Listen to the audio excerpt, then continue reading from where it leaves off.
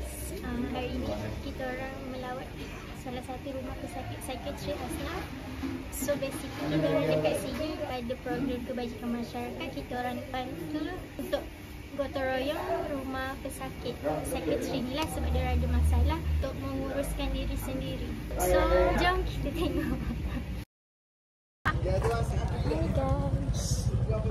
kita dah sampai tempat. Orang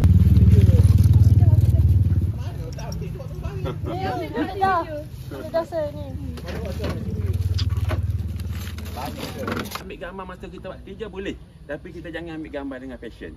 Mana kalau misalnya nak ambil gambar passion tu pasal etika dia, kita tak boleh highlight sakit sekretari ni di media sosial. Dan nak ambil gambar ibaratnya kena tutup mata. Maknanya kena tutup ibarat gitulah.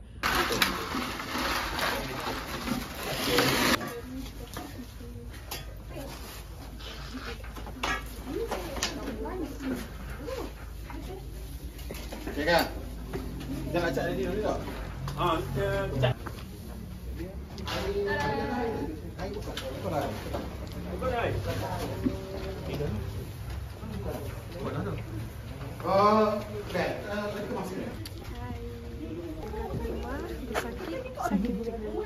Best tak? Kita buat apa? Cuci-cuci, makan.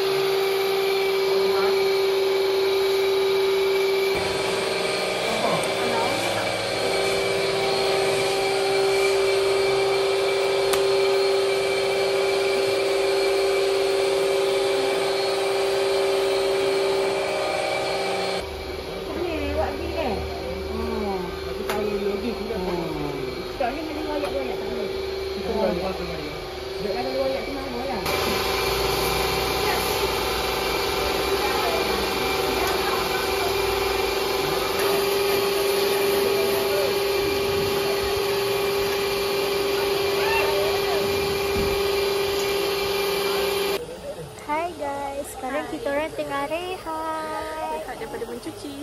Lepas ni, I think masih banyak kerja kita. Betul, mengecat. Ngecat. Kita kena makan dulu, lepas tu Nanti makan lagi. baru bertenang. Lepas tu makan lagi. Okay, nanti lagi. Bye.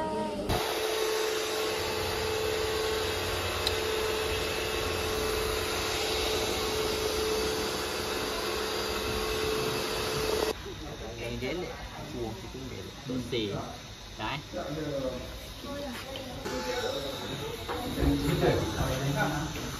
Wah, siapa nak ada kursi dah? Aku nak naik kak. Tak nak naik dah. Ha?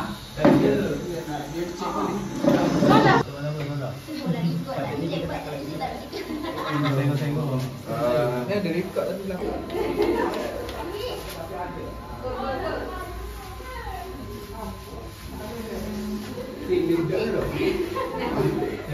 Tak cukup dah cat dia ada. Ya, cat dia ada. Tak apa dulu. Saya rasa cukup. Saya ni cukup.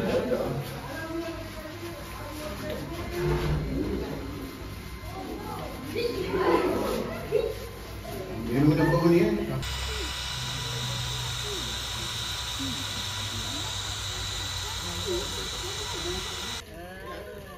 Apa ni? Ngajak ke betul?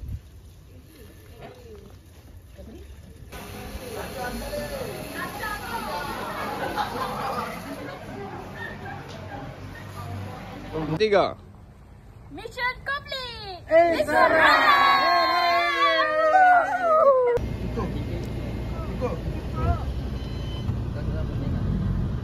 Hai guys, kita orang dah habis. Penat tak? Penat tak Ufah? Penat mengecat. Penat So kita orang, Tapi okey lah, puas hati. Bukan puas hati. okey lah. So kita orang nak balik bilik dah. Lepas ni kelas online. Bye.